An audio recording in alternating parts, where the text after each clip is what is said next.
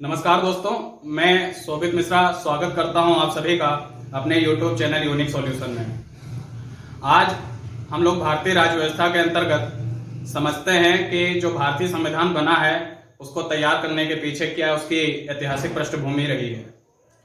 तो चलिए वीडियो को प्रारंभ करते हैं। भारतीय संविधान की ऐतिहासिक पृष्ठभूमि।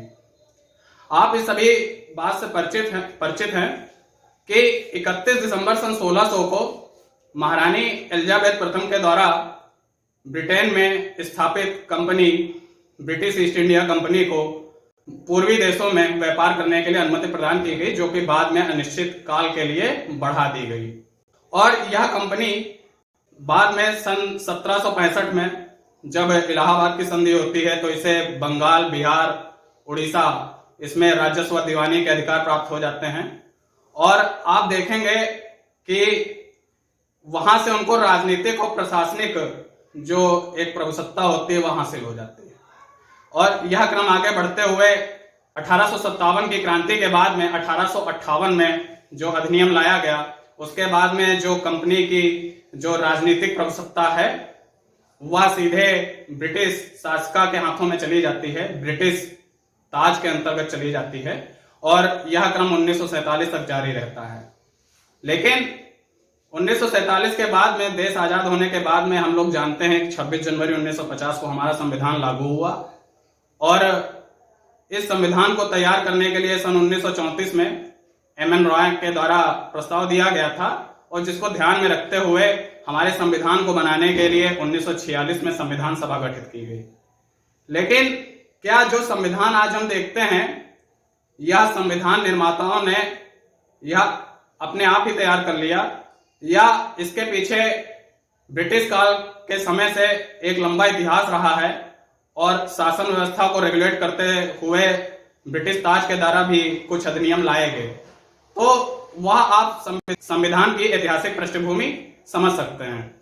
तो चलिए देखते हैं कि वो कौन कौन से एक्ट थे, वो कौन कौन से चार्टर एक्ट थे या भारत शासन अधिनियम थे जिनके जरिए हम आज अपने विकसित संविधान को देख पाते हैं और उनकी क्या भूमिका है। तो चलिए समझते हैं। सबसे पहले 1773 का रेगुलेटिंग एक्ट। 1765 में जब बंगाल, बिहार, उड़ीसा के राजस्व दीवानी प्राप्त हो जाती है, उसके कुछ ही समय बाद में 1773 का रेगुलेटिंग एक्ट आता है। इस रेगुलेटिंग एक्ट के द्वारा क्या प्रावधान किए गए? बंगाल के गवर्नर को बंगाल का गवर्नर जनरल पद एवं एक 4 सदस्यीय कार्यकारी परिषद का गठन। अब इस बात से आप परिचित हो गए। अभी हम बता रहे थे कि बंगाल, बिहार, उड़ीसा इनकी राजस्व दीवानी प्राप्त होती है। तो जो बंगाल में उस समय कंपनी का हेड होता था उसे गवर्नर बोला जाता था। लेकिन जब यह 1773 का रेगुलेटिंग एक्ट आया, उसके बाद में उसी बंगाल के गवर्नर को बंगाल का गवर्नर जनरल बोला जाने लगा। और इस प्रकार पहला बंगाल का जो गवर्नर जनरल बना वह वारेन हेस्टिंग्स था। तो पहला बंगाल का गवर्नर जनरल वारेन हेस्टिंग बना। और इसी के साथ में जो बंगाल का जो गवर्नर जनरल, जो उसको शक्ति दी गई, आपको पता है बंगाल के अलावा और जो प्रेसिडेंसी थी, मद्रास, बंबई या प्रमुख प्रेसिडेंसी थी जो बंगाल के साथ में थी। तो यह जो मद्रास और बंबई की प्रेसिडेंसी थी, इनको बंगाल के गवर्नर जनरल के नियंत्रण में ले आया गया। कह सकते हैं कि बंगाल के गवर्नर जनरल का जो पद है इन सभी प्रेसिडेंसी में सर्वोच्च कर दिया गया। और इसी के चलते सन 1774 में कलकत्ता में एक उच्चतम न्यायालय, या जिसे आप सर्वोच्च न्यायालय, सुप्रीम कोर्ट बोलते हैं, 1774 में कलकत्ता में एक उच्चतम न्यायालय का गठन किया गया, और जिसमें 1+3 न्यायाधीश, कहने का मतलब यह हुआ एक मुख्य न्यायाधीश और उसके साथ में 3 अन्य न्यायाधीश। तो 1774 में कलकत्ता में सुप्रीम कोर्ट की स्थापना की जाती है, उच्चतम न्यायालय की स्थापना की जाती है, और जिसमें एक प्रमुख न्यायाधीश और 3 अन्य न्यायाधीश नियुक्त किए गए। और इस प्रकार नियुक्त होने वाले पहले प्रमुख न्यायाधीश एलिजा इम्पे थे। और इसी के बाद में बंगाल का जो गवर्नर जनरल बनाया गया उसकी मदद के लिए कार्यकारी 4 सदस्यीय परिषद का जो गठन किया गया, ब्रिटिश या कोर्ट ऑफ डायरेक्टर्स के नाम से भी बोला जा सकता है। और जो यह कोर्ट ऑफ डायरेक्टर्स नियुक्त किए गए, ब्रिटिश सरकार का कोर्ट ऑफ डायरेक्टर्स के माध्यम से कंपनी पर नियंत्रण सशक्त हो गया। कहने का मतलब यह है कि जो यह कोर्ट ऑफ डायरेक्टर्स थे, यह कंपनी की व्यापारिक गतिविधियों को छोड़कर जो उसकी राजनीतिक गतिविधियां थी, सैन्य मामले थे, राजनीतिक मामले थे, उनकी जानकारी ब्रिटिश ताज को देना या कोर्ट ऑफ डायरेक्टर्स का कार्य हो गया। इसके बाद में समझते हैं 1773 का रेगुलेटिंग एक्ट। आप समझ गए, कुछ प्रावधानों को आप ध्यान रखें। बंगाल के गवर्नर को बंगाल का गवर्नर जनरल पद दिया गया एवं उसके साथ में 4 सदस्यीय कार्यकारी परिषद का गठन किया गया। और इस प्रकार पहले जो गवर्नर जनरल बने वह वारेन हेस्टिंग्स थे। सन 1774 में कलकत्ता में एक उच्चतम न्यायालय सुप्रीम कोर्ट का गठन किया गया, जिसमें एक मुख्य न्यायाधीश, 3 अन्य न्यायाधीश होते थे और जिसमें नियुक्त होने वाले पहले प्रमुख न्यायाधीश एलिजा इम्पे थे। ब्रिटिश सरकार का कोर्ट ऑफ डायरेक्टर के माध्यम से कंपनी पर नियंत्रण सशक्त हो गया। तो आप रेगुलेटिंग एक्ट 1773 का समझ गए। उसके बाद में 1784 का पिट्स इंडिया एक्ट, नाम ध्यान रखिएगा, 1784 का Pitt's India act. Pitt's India act के अंतर्गत क्या प्रावधान किए गए कि कंपनी के राजनीतिक तथा वाणिज्यिक कार्यों को पृथक कर दिया गया। अभी तक जो कंपनी देश में काम कर रही थी, राजनीतिक काम और वाणिज्यिक काम दोनों साथ में कर रही थी, लेकिन 1784 के पिट्स इंडिया एक्ट के द्वारा इन कार्यों को पृथक कर दिया गया और कंपनी के राजनीतिक मामलों को नियंत्रित तथा प्रबंधित करने हेतु बोर्ड ऑफ कंट्रोल का गठन किया गया। इस प्रकार द्वैध शासन व्यवस्था का शुभारंभ।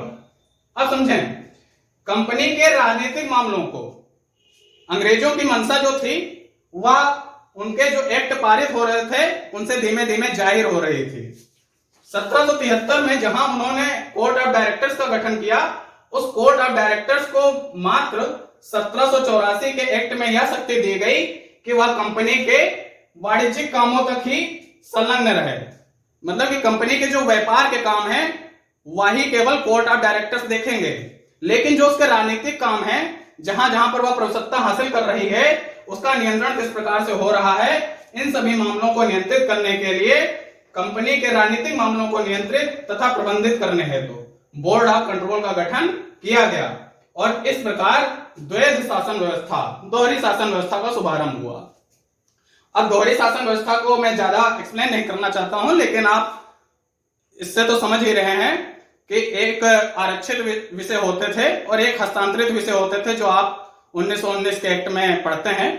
लेकिन उसी प्रकार की एक व्यवस्था, द्वैध शासन व्यवस्था की शुभारंभ 1784 के पिट्स इंडिया एक्ट में कर दी गई और बोर्ड ऑफ कंट्रोल को ब्रिटिश नियंत्रित भारत में सभी नागरिक, सैन्य व राजस्व गतिविधियों के निरीक्षण की अनुमति। अब यहां पर आप एक शब्द देखें, ब्रिटिश नियंत्रित भारत, मतलब कि ईस्ट इंडिया कंपनी जिन जिन क्षेत्रों पर कब्जा कर रही थी, 1784 के पिट्स इंडिया एक्ट के अंतर्गत ब्रिटिश नियंत्रित, अंग्रेजों द्वारा नियंत्रित भारत, यह शब्द पहली बार इस एक्ट में दिया गया। तो बोर्ड ऑफ कंट्रोल जो थे, उनकी मंशा साफ समझ में आ रही थी कि एक उपनिवेश अपना बनाना वो भारत को चाह रहे थे, जो कि उनके शुरुआती एक्ट्स में हमको देखने को मिलता है। तो बोर्ड ऑफ कंट्रोल को ब्रिटिश नियंत्रित भारत, जो उनका बोर्ड ऑफ कंट्रोल बनाने का मकसद था, वह आप इसी से समझे, ब्रिटिश नियंत्रित भारत में सभी नागरिक, सैन्य और राजस्व गतिविधियों के निरीक्षण की अनुमति दे दी गई और उन सभी सूचनाओं को ब्रिटिश ताज तक पहुंचाना अनिवार्य कर दिया गया। तो इस प्रकार से आप 1784 के पिट्स इंडिया एक्ट में देखेंगे कि कंपनी के राजनीतिक वाणिज्यिक कार्यों को पृथक कर दिया गया। वाणिज्यिक कामों में जो था हमारा कोर्ट ऑफ डायरेक्टर्स देखता था और जो उसके राजनीतिक काम थे उसके लिए बोर्ड ऑफ कंट्रोल का गठन किया गया और बोर्ड ऑफ कंट्रोल को जो यह राजनीतिक गतिविधियां हैं इनकी जानकारी ब्रिटिश ताज को देना अनिवार्य कर दिया गया। तो इस प्रकार से 1773 का रेगुलेटिंग एक्ट और 1784 के पिट्स इंडिया एक्ट को हम समझ गए। उम्मीद है आप भी समझ पाए होंगे। 1833 का चार्टर अधिनियम। अच्छा, इसके बाद में ये शुरुआत में रेगुलेटिंग ऑफिस इंडिया एक्ट आए और उसके बाद में चार्टर एक्ट आना चालू होते हैं। और उसी के अंतर्गत जो 1813 का चार्टर एक्ट अभी नहीं पढ़ रहे हैं, जो जिनकी प्रमुख भूमिका रही है, हम लोग उन्हीं को देख रहे हैं और उसी के चलते 1833 का चार्टर अधिनियम इसको समझ लेते हैं।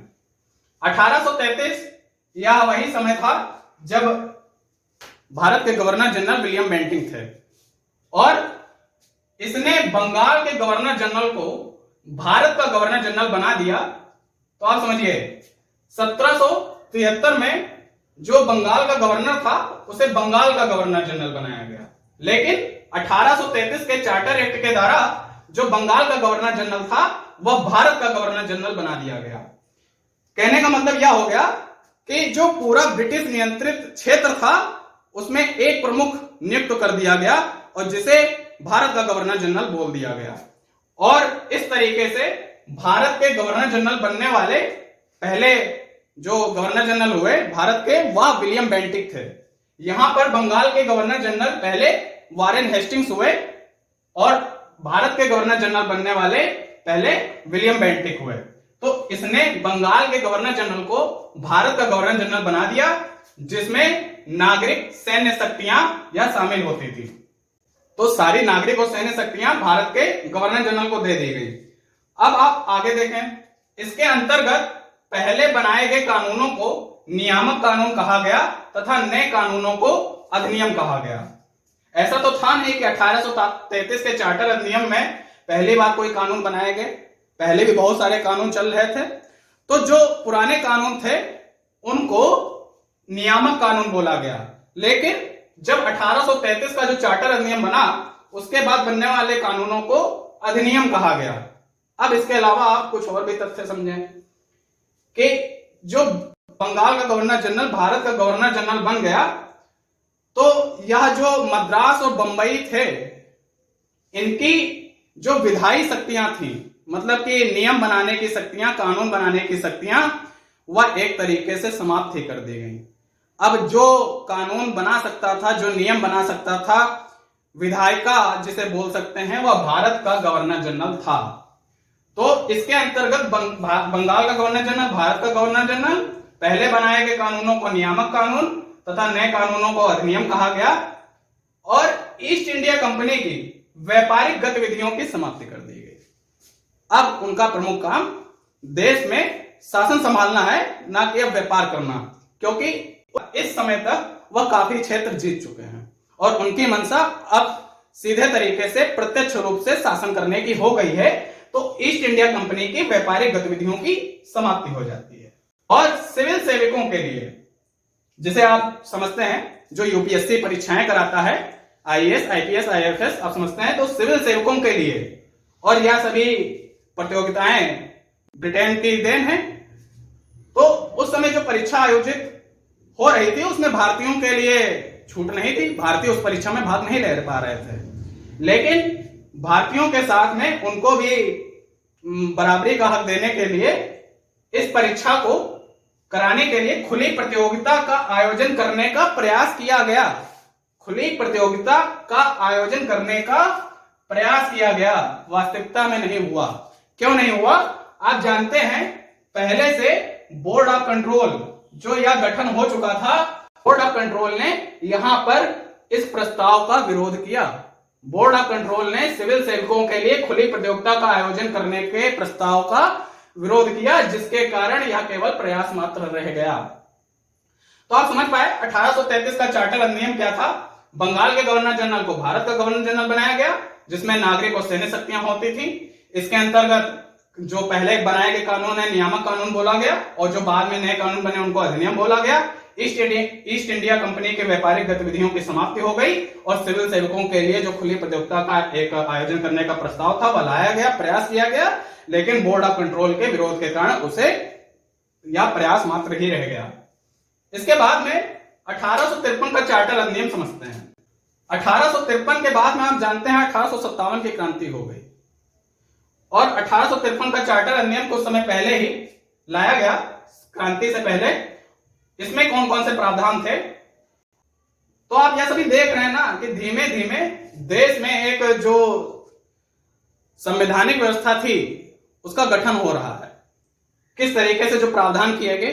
अब आप इस चार्टर अधिनियम में देखेंगे कि देश में एक संसद जैसी व्यवस्था का शुभारंभ होगा, जो पहली देश की एक संसद व्यवस्था कही जा सकती है। कैसे?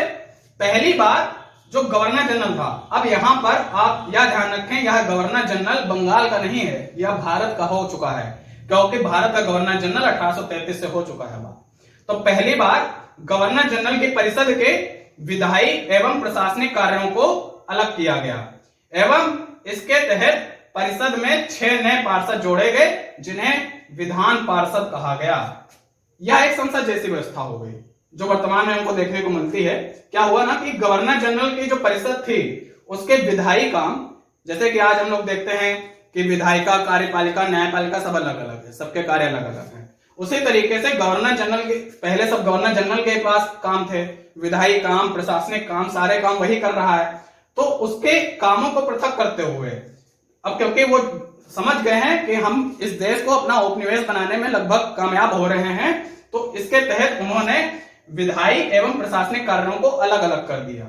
विधायी मतलब कानून बनाने की जो उनकी क्षमता है, तो विधायी एवं प्रशासनिक कार्यों को अलग किया गया और इसके तहत जो गवर्नर जनरल की परिषद थी उसमें 6 नए पार्षदों को जोड़ा गया, जिन्हें विधान पार्षद कहा गया। सिविल सेवकों की भर्ती एवं चयन हेतु खुली प्रतियोगिता का प्रारंभ किया गया।